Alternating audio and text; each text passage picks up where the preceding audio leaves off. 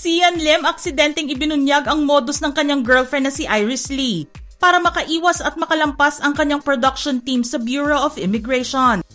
Ito ang buong storya. Pinag-uusapan ngayon ng mga netizens ang aktor at direktor na si Sian Lim matapos niya aksidenteng ibunyag ang sarili niyang girlfriend na si Iris Lee sa kanyang Instagram account. Nag-post kasi si Sian Lim ng mga litrato sa kanyang Instagram account kung saan makikita ang last-minute reminders ni Iris Lee para sa kanyang production team bago sila lumarga papuntang Thailand. Pumunta sila doon para sa shooting ng kanilang Thai-Filipino horror movie na Kumantong. Ngunit napansin ng mga netizens ang detalye ng PowerPoint presentation ni Iris Lee at ikinabahala nila ang isang parte dito. Ayon sa presentation, under ng immigration interview, kitang-kita na ni-remind ni Iris Lee ang kanyang production team na meron lang silang tourist visa at hindi nila dapat sabihin sa immigration officer na pupunta sila doon para mag-shooting. Nakapost ng ilang oras ang nasabing photo sa Instagram ni Sian Lim at hinala ng mga netizens ay hindi niya napansin ang maliit pero crucial na detalyeng iyon. Sa ngayon ay burado na ang nasabing photo sa kanyang Instagram account.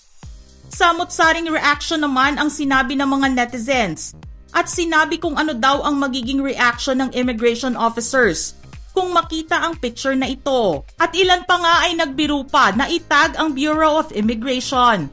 Hindi nga daw wise para kay Sian Lim na mag-post ng photos without double-checking kung may makikita ba na hindi dapat makita.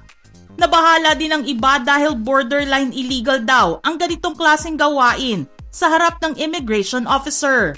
Pero may ibang netizens naman ang nagtanggol sa ginawa ng production team ni Iris Lee at sinabi na hindi na daw uncommon thing ito. May mga Pinoy films na daw ang gumawa nito dahil nagmamahal nga ang budget kapag kumuha pa sila ng permits at madedelay pa ang shooting. Kaya minsan, patago na lang daw silang nagsushooting in public.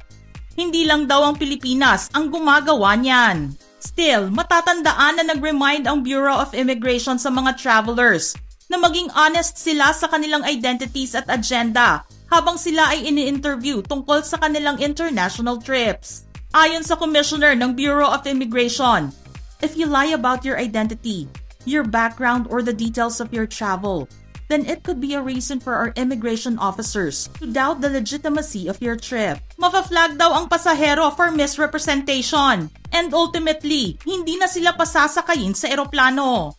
Wala pang mensahe sina Iris Lee o si Sian Lim tungkol sa issue na ito.